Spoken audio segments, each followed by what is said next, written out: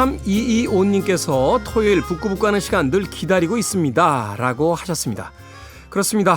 주말에 책 한 권을 읽는 여유 있는 시간, 기다려지는 이 시간, 북구북구 북튜버 이시안 씨, 북칼럼니스트 박사 씨와 함께합니다. 어서 오세요. 네, 안녕하세요. 반갑습니다. 자, 이 시간 기다리신다는 3522님께서 경북 경산에 가면 박살이라는 곳이 있어요. 그곳을 지날 때면 얼굴도 모르는 박사 씨가 생각납니다. 하필이면 박살과 같이. 그러니까, 네. 근데 제가 이틀 전에 울산에 있는 산업인력공단에 강연을 갔거든요. 네. 거기 이사장부터 그 높으신 분이 굉장히 많이 모이는 자리. 보니까 세 번째, 네 번째쯤 높으신 분이 저한테 인사를 하는데 보통 저 하면은 뭐 책 잘 보고 있어 뭐 이래야 되는데 북구북구 잘 듣고 있어요 그러시더라고요. 되게 좀 부끄러웠습니다. 그러게요. 저희 코너 이름이 북구북구죠. 네. 매번 얘기를 하면서도 저희 실감하지 못했었는데 그렇게 말씀하시니까 정말 실감이 나네요. 그래도 저기 울산에서 북구북구를 그렇게 꾸준히 들어주시고 그걸 먼저 생각해 주시니까 그것도 되게 감사하더라고요. 그렇죠. 근데 보통 프리웨이 잘 듣고 있습니다라고 그러네. 말씀하실 텐데 북구북구 굉장히 이 코너에 대한 어떤 찐팬의 냄새가 납니다. 그렇죠. 네. 두 분은 살짝 부끄러운지 모르시겠습니다만 저는 한 개도 안 부끄럽습니다. 네, 저는 자랑스럽습니다. 이 코너가. 얼굴은 좀 빨개지신 것 같은데. 얼굴은 원래 홍조를 띱니다. 대한민국 책 코너 역사상 이런 코너는 없었다. 이것은 책 코너인가 만담인가. 자, 북구북구 시작해보도록 하겠습니다. 자, 오늘 읽어볼 작품은 에리 마리아 레마르크의 서부전선 이상 없답니다. 자, 에리 마리아 레마르크, 저희들에게 뭐 개선문이라든지 뭐 여러 가지 어떤 작품들이 많죠. 사랑할 때와 죽을 때 같은 작품들도 있고, 그 작품들 중에 그의 가장 대표작이자 비교적 이제 초기 작품으로 이제 손꼽히는 작품이 이제 서부전선 이상 없다인데, 레마르크 어떤 작가입니까? 1898년에 태어나신 분인데요. 독일 서부 베스트팔렌주의 오스나브리크. 독일 이름은 다 어렵네요. 지명부터. 사실은 말을 하면서도 네. 발음도 정확한지도 모르겠어요. 아마 독일인들은 못 알아들으실 가능성이 높죠. 그러니까 우리만 아는 독일어로 지금 이제 네. 이야기하고 있는데. 네. 원래 이제 철학에 관심을 두며 성장을 했는데 성 요한학교에 다니던 14살 때 이미 칸트, 순수 이성 비판이나 니체와 쇼펜하우의 철학 서적을 탐독했다고 그래요. 14살 때요? 네. 만화로 하는 것가 없었을 텐데 당시에 그러니까. 굉장히 조숙하셨네요. 네. 대단합니다. 네. 18세 때 1916년 민스턴 사범학교 재학 중에 징집되어 가지고요. 그러니까 18세 때 징집되니까 이 소설의 주인공과 같은 그런 그렇죠. 상황이거든요. 제1차 세계대전에 참전을 했고요. 본래 서부전선에 투입되었으나 부상을 입고서 야전병원에 수용되었다가 회복한 다음에 보병연대로 배치가 되었습니다. 재배치되고. 네. 그런데 그 다음에 전쟁이 일주일 후에 종전이 돼가지고 좀 괜찮았죠. 죽지 않고. 무사히 돌아오신. 네, 그렇죠. 전역 후에 귀향해서 교사가 되어서 임시직 교사로 교직 생활을 시작을 했는데 얼마 안 가서 그냥 그만두고요. 자신의 유년기를 추념하는 데뷔작 꿈의 다락방을 출간하게 됩니다. 네. 근데 이게 뭐 처음부터 잘 되지는 않았고요. 편집인 기자 등 여러 직종을 거치다가 드디어 1929년에 1차 대전 참전 경험을 바탕으로 쓴 바로 오늘 소개해드릴 서부전선 이상 없다를 발표하면서 이제 한마디로 빵 터뜨리게 되죠. 전 세계적인 베스트셀러가 됐고요. 나중에 1931년에는 이 작품의 후속편이라고 할 수 있는 귀로를 쓰기도 했습니다. 그리고 반전주의 작가로 굉장히 유명해서요. 이게 독일 사람이니까 당시에 나치와 잦은 충돌 끝에 결국 1931년에 스위스로 망명을 했고요. 나중에 나치가 1933년에 그의 작품을 불태웠다고 해요. 광장에서. 그 옛날에 인디아나 존스 3편인가요? 보면 나오잖아요. 맞아요. 광장에서 책 태우는 장면 있죠. 네네. 네. 그래서 결국 망명 작가로서 스위스에 거주하다가 2차 세계대전 직전에 1939년에 미국으로 망명을 했고요. 그 뒤에 뭐 개선문이라든가 뭐 이런 걸 발표하면서 47년에 또 미국 시민권을 취득했고 그리고 스위스로 돌아와요. 그 생각해 보면 독일 사람으로 태어나서 네. 미국 시민권을 가진 스위스에서 사는 사람이었던 거죠. 정말 이 세계대전의 시대에 이 유럽인들의 삶이라는 건 정말 뭐라고 해야 돼요? 끊임없이 유랑한 듯이. 그러게요. 네. 이 레마르크의 소설은 뭐 2차 세계대전 직전의 파리를 배경으로 한 뭐 개선문 같은 것도 있고요. 같은 시대를 배경으로 한 리스본의 밤, 또 2차 대전 후반의 동부전선 병사들을 다룬 사랑할 때와 죽을 때 같은 명저들이 있고요. 그러니까 레마르케 소설을 처음부터 쭉 하면 1차 세계대전부터 2차 대전 끝난 후까지 쫙 그냥 연대기적으로 나오기 때문에 네. 이 소설만 쭉 봐도요. 아, 전쟁의 역사가 이렇구나를 알 수 있다라고 하더라고요. 유럽의 20세기 이제 초반부터 중반까지 역사 고스란히 펼쳐지는. 네. 그리고 이제 약간 이게 사생활이라고 하긴 그런데 많은 배우들과 연문을 뿌리기도 하셨고 이분이 결혼을 많이 하셨더라고요. 네, 결혼도 많이 하시고 결혼에 연문 뿌린 것도 꽤 있고 네. 근데 배우들과 그렇게 또 네, 그랬답니다. 그러다가 1970년 스위스 로카르노에서 72세 나이로 사망하셨습니다. 네. 생전에 스타 작가였던 것은 확실한 것 같아요. 이 앞서 이야기해 주셨습니다만 서부전선 이상없다 1929년에 발표가 됐는데 1930년에 영화화 됐어요. 바로 다음 해. 그리고 그 작품이 정말로 엄청난 평가를 또 받으면서 작가이자 또 그 영화의 원작자로서 또 수많은 인기를 누리지 않았을까 하는 또 생각을 해봅니다. 자, 이 작품의 줄거리, 이 책 굉장히 길입니다. 이거 요약이 가능한지 모르겠습니다만 줄거리 소개를 좀 해주시죠. 아, 네. 사실 그 내용은 깁니다만 그렇게 그 줄거리로 뭐 할 얘기는 많지 않습니다. 네. 그러니까 서사가 어떻게 이렇게 좀 드라마틱하다기보다는 그 전쟁의 참상에 대한 묘사들과 네. 그 이런 것들이 많죠. 맞아요. 이 소설의 주인공은 아직 20살이 되지 못한 그 소년과 청년 사이를 지나고 있는 그 파울 보이머와 그의 동급생들입니다. 그들은 애국심에 가득 찬 선생인 그 칸토레크의 열띤 설득에 밀려서 자원 입대를 하게 돼요. 그러니까 전쟁이란 게 뭔지, 뭐 애국은 뭐 뭔지, 뭐 나는 어떤 삶을 살고 싶은지, 뭐 이런 것도 잘 알지 못하는 그 말 그대로 아이들이 그 전투를 거듭하면서 하나 죽어가는 그런 얘기라고 할 수 있습니다. 네. 이 파울 보이머는 그 다리를 절단하는 부상을 입은 그 부인 캐머리히가 죽어가는 과정과 그 와중에 그의 장화를 탐내는 그 밀러를 보면서 이 전쟁의 실상을 좀 생각해 보게 되는데요. 이후로 또 끔찍한 전투를 거듭하고 동료들을 하나둘씩 잃으면서 이 전쟁에 대해 회의를 하게 되죠. 그 와중에 다양한 사람들이 등장을 합니다. 뭐 정말 노련하고 영리해서 어떤 상황에서도 음식을 구해올 줄 아는 그 카진스키라고 하는 뭐 동료나 뭐 대식가인 차덴, 뭐 농사 짓다가 와서 빨리 수확을 했으면 좋겠다 막 이러고 있는 그 대터린과 같은 전우들도 있고요. 이 아이들을 괴롭히다가 뒷골목에서 응징당하는 힌멜슈토스나 이 부상병들을 제대로 사람으로 봐주지 않는 군의관 뭐 이런 사람들이 계속 등장을 하게 되죠. 이 주인공은 중간에 휴가를 나와서 부모님과 누나와 시간을 보내기도 하고 또 부상을 입고 병원에 입원해서 오랜 시간을 보내기도 하는데요. 이런 뭐 휴가의 과정도 사실 굉장히 편안하진 않습니다. 이런 어떤 극단적인 환경의 차이로 오히려 좀 고통스러워하는 모습을 좀 보여주고 있죠. 네. 이 대부분의 전우가 죽고 전쟁도 거의 끝나갈 즈음에 이제 카친스키가 죽습니다. 그리고 이후에 전쟁이 끝나기 바로 직전이죠. 그러니까 전쟁 끝나기 한 달 전이죠. 1918년 10월에 이 주인공인 파울 보이머도 3년여의 군인 생활을 끝으로 전사하게 됩니다. 그리고 그날 사령부 보고서에는 서부전선 이상 없음이라고 쓰여 있었다고 합니다. 네. 아마도 영화로 최근에 보신 분들 많으실 거예요. 근데 영화의 내용과는 조금 다르고 이제 시간의 순서도 조금 이제 뒤바뀌어 있고 또 마지막 장면에 되게 극적인 장면 같은 경우는 이제 책에 묘사가 되어 있지 않기 때문에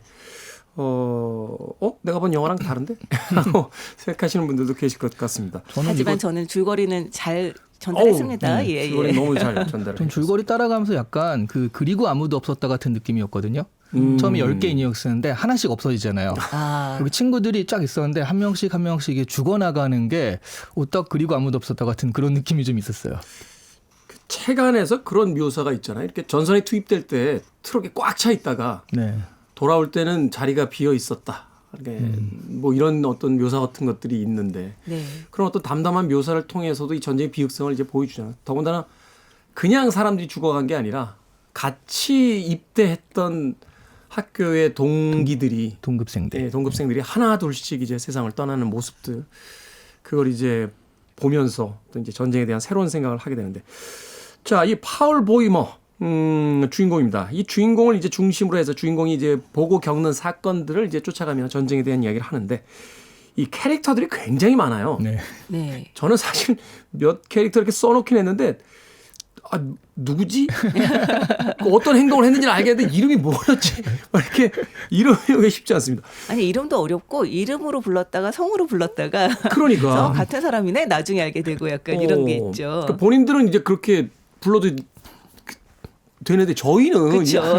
저희는 좀 약간 이걸 통일시켜줘야 되지 않을까? 막 이런 생각이 들긴 합니다만. 이거는 사실은 네. 번역할 때 그 처음부터 끝까지 성으로 부르자 아니면 이름으로 부르자 이거를 좀 해줬어야 돼요.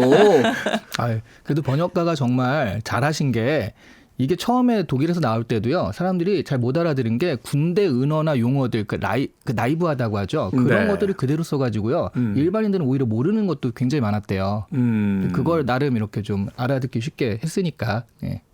그렇죠. 뭐 작가는 이제 생생한 현장 그렇죠. 경험담이다라고 하자면 군대 안 갔다 온 사람들은 사실 뭐라는 거야? 뭐라는 거야? 뭐 이렇게 될 수 있겠습니다. 그렇죠. 진짜 네. 가끔 보면 어떤 생생한 경험담을 살리는 것과 이 독자를 배려하는 것 충돌하는 걸 볼 수가 있는데요. 네. 요즘 제가 웹툰 보면서 느낍니다. 저는 진짜 게임 하나도 못하는데 게임 용어들을 그렇게 써요. 그래서 보면서 계속 짐작할 수밖에 없거든요. 아 이게 무슨 말일까? 막 이러면서. 저도 똑같은 이야기를 한 적이 있는데 그때 저희 후배가 형 그건 그냥 나이 든 거야. 그래서 눈물이 확 쏟아지듯. 그래서 저는 이제 웹툰보다는 이제 레마르크의 소설을 열심히 읽으면서 같은 동시대 사람으로서 네. 자, 이 책 안에서 이제 이 캐릭터들과 사건 사고들을 통해 다시 한번 서부전선 이상업들을 읽어보는 시간을 가져보도록 하겠습니다. 에드윈 스타의 워 듣고 왔습니다. 빌보드 키드의 아침 선택 KBS 2라디오 김태훈의 프리웨이 북고북고 박사씨 이시안 씨와 함께하고 있습니다. 자, 레마르크의 서부전선 이상없다. 대표적인 이제 반전 소설로 평가되는 책입니다. 자, 이 작품에서 드러나는 이제 다양한 어떤 전쟁의 모습들이 있는데 이제 반전이라는 그 주제를 이제 명확하게 하고 있는 여러 가지 어떤 사건이라든지 캐릭터들이 있을 것 같아요. 네. 그 부분을 좀 중심으로 해서 설명을 좀 해주신다라면. 저는 사실은 뭐 반전 메시지를 이 작품에서 그래서 우리가 전쟁을 반대한다 이렇게 하지 않아가지고 굉장히 좋았거든요. 맞아요, 맞아요. 나름 네. 세련됐는데 포격 장면 처음에 포격 장면이 나와가지고 네. 포격에서 벗어나려고 하는 그거를 따라가는데 저는 마치 그 VR 기기라고 하죠. VR 기기를 쓰고 영화 안에 들어와 있는 듯한 그런 느낌. 굉장히 생생했죠. 네. 너무 그 생생하고 마치 내 옆에서 폭탄이 터지는 것 같은 그런 느낌? 그 되게 처절하게 간신히 빠져나오는 그런 것들이 전쟁이구나를 얘가 직접적으로 느끼게 해주더라고요. 사실은 그렇죠. 이제 영상도 아니고 활자로 된 텍스트로 된 소설이 그 현장감을 만들기가 쉽지가 않은데 네. 이건 정말 그 장면을 경험한 작가만이 해낼 수 있는 어떤 묘사 같은 것들이 네. 또 그런 장면에서 또 도드라졌었고. 정말 그런 장면들을 보면 아 전쟁은 정말 다신 있어서는 안 된다 막 이런 생각이 들죠. 가끔 왜 우리나라 정치인은 아닐 거예요. 그 외국 정치인들 보면 전쟁을 굉장히 어떤 게임이나 무슨 자존심의 문제로 이렇게 자꾸 이야기하는 사람들 보면 화가 나요. 아 그럼요, 그럼요. 어. 저는 여기 보면서 여기 하여튼 그 사람들을 계속 따라가게 되는데요. 그 중에서도 그 슈타니슬라우스 카젠스키라고 네. 등장인물이 굉장히 인상적이었어요. 군대 고참이죠. 군대 고참인데 원래는 구두직공이었는데 손재주가 굉장히 좋고 그리고 아주 그 영리하기도 하고 상황 판단력도 되게 뛰어나고 그리고 전쟁에 살아남을 수 있는 여러 방법들을 이제 청년들에게 가르쳐 주면서 진짜 특히 이제 식량을 엄청나게 잘 구해오는 그런 어디선가 캐릭터죠. 뭔가를 구해옵니다. 그렇죠, 그렇죠. 대단한 능력을 보여주고 있죠. 근데 그러니까 계속 이 이야기 속에서 그 전우들의 죽음을 보여주고는 있습니다만, 저는 이 카진스키의 죽음이 굉장히 인상적이었어요. 네. 그러니까 카진스키는 이제 앞부분에서도 이제 고통스럽게 죽어가는 사람을 죽여주려고 시도를 하기도 합니다. 그러니까 이 소설에도 보면은 굉장히 많은 그 죽음들이 나오는데 여러 차례에 걸쳐서 즉사가 오히려 행운일 수도 있다. 이런 거를 이제 계속 얘기를 하고 있어요. 근데 이제 거의 마지막 부분에서 카진스키가 다리에 좀 심각한 부상을 입습니다. 네. 이 주인공이 아주 힘들게 업어서 응급치료실로 데리고 가요. 근데 정말 막 대화도 나누고 얘기도 하면서 저자가 이렇게 얘기를 해요. 막 있을 수 없는 일이다. 내가 다시는 카진스키를 만나지 못한다니. 카진스키, 나의 친구. 카진스키, 어깨가 떡 벌어지고 수염이 얇고 부드러운 카진스키. 다른 사람과는 다른 방식으로 알고 있는 카진스키. 내가 여러 해 동안 동고동락한 카진스키. 내가 그를 다시 만나지 못한다니 그것은 있을 수 없는 일이다. 이렇게 얘기를 하면서 정말 그를 살리기 위해서 너무 힘들게 이제 병원으로 데리고 갑니다. 어떻게 보면 남아있는 마지막 친구잖아요. 그렇죠. 그렇죠. 근데 딱 그 병원에 간 순간 이미 죽었다는 것을 발견을 하게 되는데요. 이 죽음이 되게 제가 볼 때 굉장히 상징적이었어요. 이제 돌아와서 다리를 절단할지도 모르는 상황이긴 하지만 어쨌든 간에 살 수는 있는 상황이었는데 오는 도중에 보잘것없는 아주 작은 유탄에 머리를 맞습니다. 거의 이제 그것이 맞았다는 것도 알기 힘들 정도로 작은 유탄을 맞았는데 그 유탄을 맞고 즉사를 하는 거죠. 그래서 여기서 죽음을 확인하고 난 다음에 주인공이 굉장히 그러니까 어떤 공허한 반응을 보입니다. 그러면서 이렇게 얘기해요. 모든 것은 예전 그대로이다. 다만 국경 수비병 슈타니슬라우스 카진스키가 죽었을 뿐이다. 그 이상 나는 아무것도 아는 게 없다. 라고 얘기를 하는데 너무 덤덤해서 정말 눈물이 나더라고요.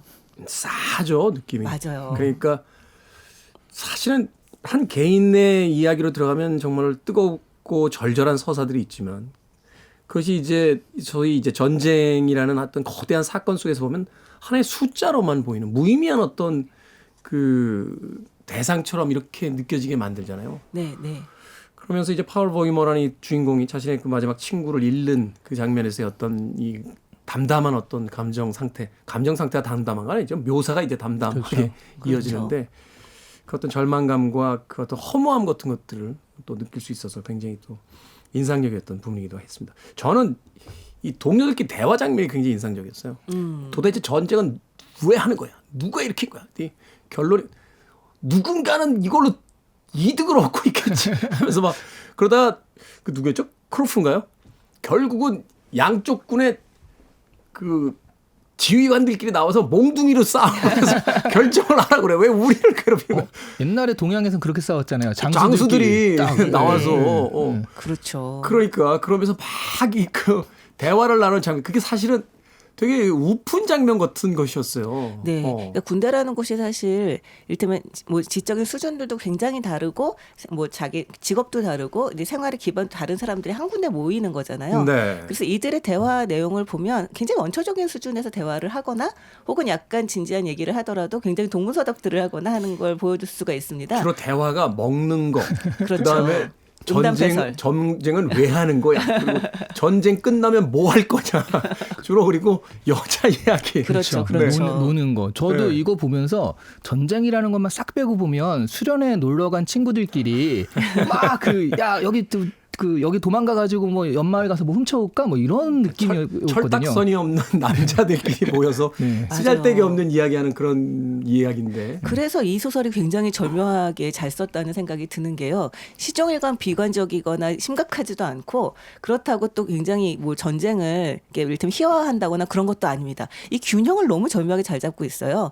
정말 우리 주변에서 늘 볼 수 있는 정말 청년들 있잖아요. 갓 네. 고등학교 졸업하거나 고등학교 이제 다니고 있는 그 아이들의 그 일상을 떠올리게 하는 거죠. 그들이 지금 전쟁에 가 사람을 죽이고 있고 또 아주 끔찍한 이제 고통을 받고 있는 그 장면을 보면서 아 진짜로 전쟁을 좋아할 수가 없게 되는 거죠. 당연히. 네. 더군다나 이제 휴가를 받아서 고향에 돌아갔을 때 고향 사람들은 전쟁을 굉장히 미화해서 보고 있잖아요. 미화하거나 아주 추상적으로만 보고 있거나. 네, 전쟁에서 어떤 일들이 벌어지는지를 그러니까 주인공이 점점 이제 입을 닫게 되는. 그럼요. 그래서 막 전쟁은 그런 게 아니다 얘기를 하면 너는 잘 모르는 모양인데 라면서 얘기를 하죠. 어른들이. 방금 전쟁터에서 돌아왔는데. 그렇죠. 야, 네가 네. 뭘 전쟁? 이 아이들을 좀 선동하거나 이런 것들이 되게 추상적으로 이 사람들이 느껴 있다. 아까 후방에서는 그렇게 보인다. 그냥 감정적으로 뜨겁기만 해요. 네네. 위대한 독일, 프랑스 저것들을 다 없애버리다 뭐 이런 식인데 막상 그들의 그 섣부른 어떤 구호 속에서 전쟁터에 참호에 들어가야 되는 건 소년들이잖아요. 그렇죠. 그러면서 자기들은 후방에서 정말 죽음의 냄새도 맡고 있지 못하면서 편지를 보내서 너희는 강철 같은 청춘들이다 막 이러고 있으니까 정말 너덜너덜해진 아이들이 피식피식 웃으면서 그 편지를 보는 그런 얘기가 나오죠. 저는 이 작품을 보면서 참 절묘한 시점이라는 생각을 했던 것이 뭐냐면 그리스 신화에 왜 그 트로이의 목마가 나오는 그 트로이 전쟁이 있잖아요. 그 그리스 신화 속의 트로이의 전쟁은 소위 이제 영웅들의 이야기란 말이에요. 아킬레스가 있고 거기 뭐 그 헥토르가 나오고 뭐 일리아드 오디세이스가 나오고. 근데 만약 그 트로이 전쟁을 병사들의 시각에서 썼다라면 어떨까? 저는 서부전선 이상 없다를 보면서 그런 생각이 드는 거예요. 병사들의 입장에서는 그렇죠. 도대체 왜 저 여자애 하나 때문에 헬렌 하나 때문에 우리가 여기서 이런 고생을 해야 돼? 막 그러면서 아니 그러면 아킬레스랑 헥토르랑 둘이 싸워서 승부를 내라 그래. 왜 계속 전쟁을 하는 거야? 뭐 이런 이야기들 같은 것들. 그래서 사실은 이 영웅주의로 1차 세계대전 전까지의 전쟁이라는 건 사실 영웅들의 이야기였잖아요. 근데 그것을 아주 평범한 보병의 입장에서 소년병들의 입장에서 써갔다는 것만으로도 이 작품이 굉장히 당시에도 굉장히 충격적으로 많은 독자들에게 다가가지 않았을까 하는 또 생각을 해봤습니다. 네. 네. 자, 전쟁을 다룬 작품들이 굉장히 많습니다. 뭐 어떤 평론가는 전쟁에 대한 작품은 서부전선 이상 없다와 누구를 위하여 종을 울리나 두 권 빼고는 다 별로다라고 그 두 권을 다 베낀 거에 불과하다 뭐 이런 이야기를 하기도 하던데 이 소설이 다른 전쟁 소설과 좀 특별한 점이 있다면 뭐가 있을까요? 그렇죠. 역시 그런 생생한 어떤 표현인 것 같아요. 그래서 그 정말 기억에 남은 건 마지막에 주인공이 그러니까 그 정찰을 나갔다가 참호 속에 고립이 되잖아요. 네. 그때 이제 적군이 여기에 떨어져가지고 죽는데 굉장히 느리게 죽는 과정을 옆에서 지켜보잖아요. 그렇죠. 네. 그 장면이 가장 하이라이트죠. 자기가 이제 찔렀는데 네. 바로 죽질 않고 그래서 자기가 찌른 병사, 적군 병사 이야기를 나누는 장면 같은 게 이야기 나눠줘 붕대로 감아주려고 하고 근데 붕대를 감아주는 이유 중에 하나가 나중에 혹시 잡혔을 때 내가 얘를 위해서 최선을 다했다는 걸 보여주기 위해서 네, 인 네. 것도 있고 그런 여러 가지 감정들이 교차하는데 되게 생생했거든요 그게. 그래서 네. 그런 모습들이 진짜 명작이다라는 느낌이 들더라고요. 네. 게다가 이 주인공이 정말 그 한가운데 있거든요. 그러니까 아까 말씀하셨을 때 그 전쟁의 한가운데 있는 느낌을 준다라고 했던 게 뭐냐면 이 주인공이 단지 외부자의 시선으로 이 풍경을 관찰하고 있는 것이 아니라 이 안에서 같이 구르고 겪고 있다는 것을 굉장히 실감나게 묘사를 하고 있습니다.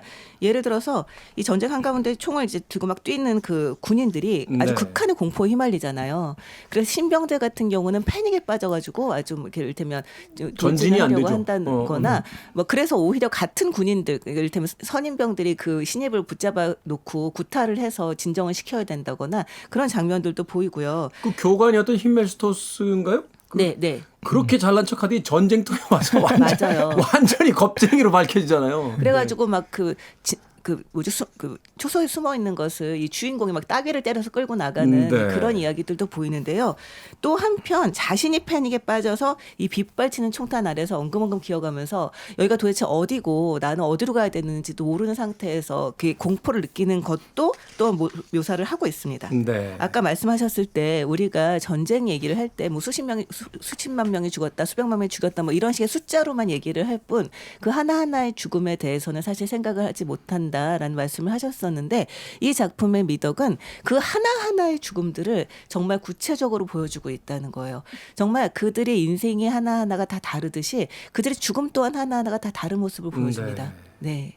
그렇죠. 무명의 어떤 숫자에 잠들어 있던 사람들을 하나씩 다 불러내서 그들이 우리와 똑같은 그 피와 살로 이루어진 인간들이었다는 것을 생생하게 이제 보여줌으로써 네.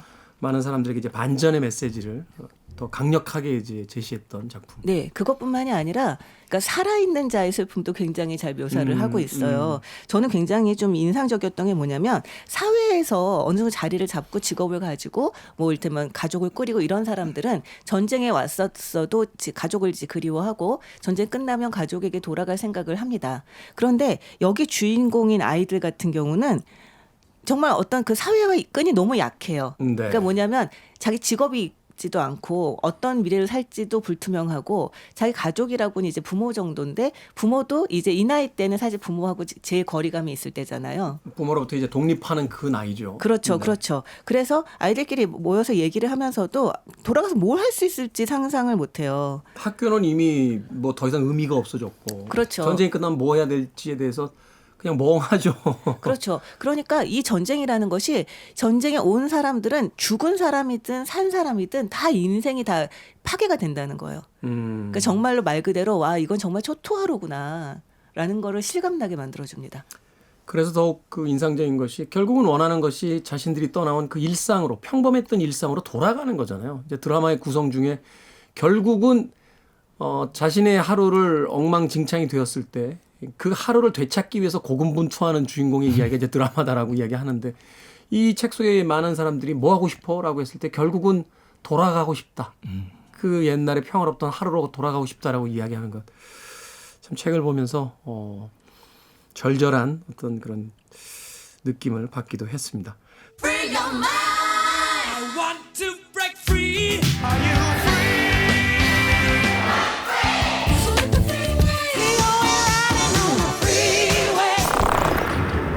Freeway.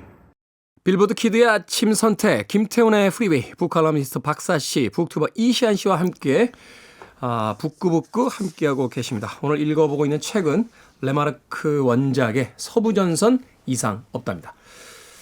자, 이 책의 작가인 레마르크 참 대단한 작가라는 생각이 드는 게 한 명도 귀환시키지 않습니다. 한 명쯤은 돌아와야 되는 거 아닙니까?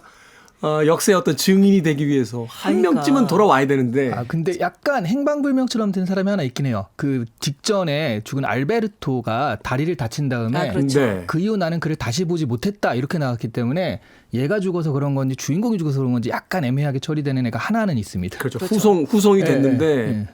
다시 전설로 돌아왔는지 아니면은 그대로 제대를 했는지에 대해서 그러니까 다리를 절단했으니까 돌아오진 않았을 거고요.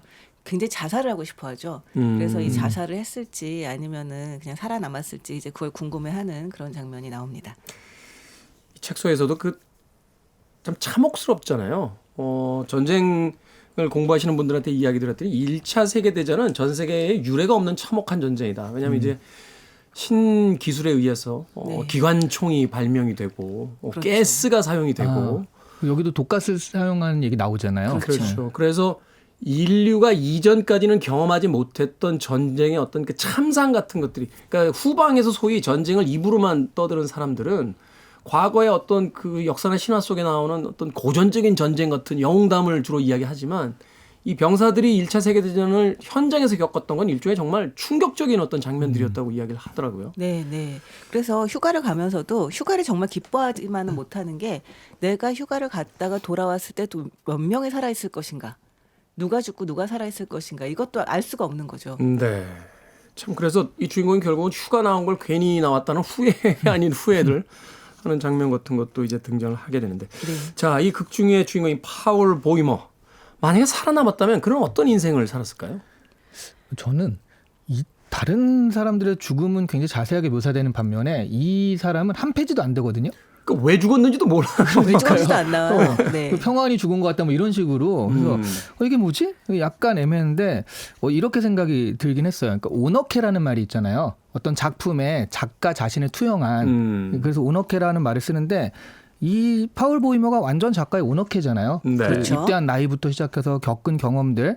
그런 면에서 보자면 파울 보이머가 여기서 죽은 거는 저는 작가의 오너케에서 그러니까 전쟁 전에 자기가 가졌던 좀 순진한 모습들, 인생을 잘 모르고 죽음을 목격하지 못했던 그런 자아는 여기 죽고 이제 그 전쟁을 고발하는 또 그것을 또 반전의 메시지를 전하는 그런 새로운 자아로 좀 다시 태어났다라는 의미에서 이 친구를 여기다 죽여놓고 자기는 귀환한 것이 아닌가 이렇게 좀 생각을 해봤습니다. 죽여놓고라고 하니까 아니 너무 뜬금없이 갑자기 한 달락으로 죽이잖아요. 되게 약간 충격적이었어요. 보통 그 정도까지 가면 그냥 주인공은 쓸쓸하게 귀환하는 걸로 끝내기가 십상이잖아요. 그 전쟁 영화 디어 헌터 이런 거 보면 친구들은 다 잃고 주인공 기환하잖아요. 쓸쓸하게. 근데 전쟁 정말 상처를 받고. 마지막에 뭐라고? 약간 이런 생각이 들 정도로 왜 죽었는지 갑작스럽게 묘사도 죽지요. 없고 네. 심지어는 엎어져 있어요. 얼굴도 안 보이게 등만 보이고. 네. 그러면서 갑자기 1인칭이 3인칭으로 바뀌죠.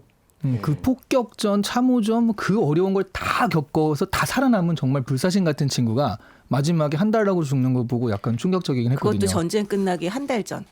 정말 허무한 죽음이라고 할 수밖에 없는데 그런 면이 또 이 작가가 노린 게 아닌가라는 생각도 들어요. 너무 안타깝고 너무 허무하고 너무 이게 뭐야 싶은 생각이 드는 그런 그것이 결국은 그 전쟁의 뒷맛이다라는 느낌이 아닌가 싶고요.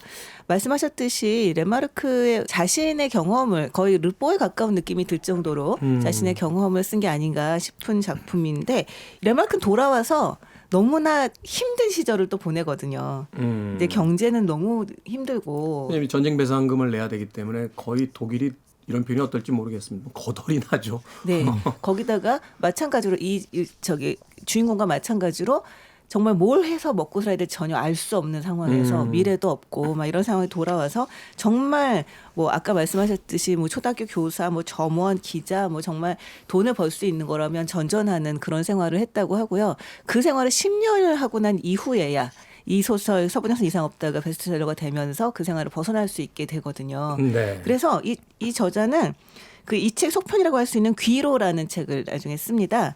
근데 이 책에서는 젊은 병사들이 전쟁이 끝난 뒤에 고향으로 돌아와서 그 시리와 좌절 속에서 어떻게든 살아보려고 애쓰는 그런 광경을 그리는 소설이라고 해요.